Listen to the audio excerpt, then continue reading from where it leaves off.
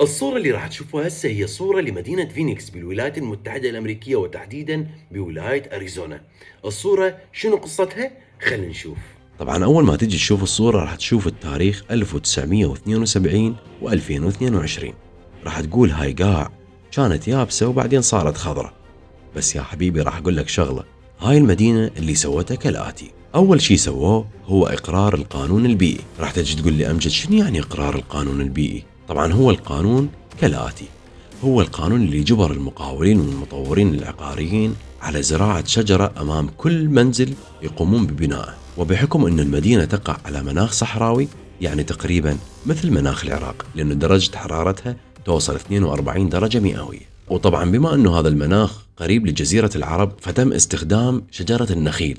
يعني جابوها من العراق وجابوها من السعودية وجابوها من قطر ومن دبي ومن هاي المناطق العربية. خلينا نشوف شنو فائدة الشجرة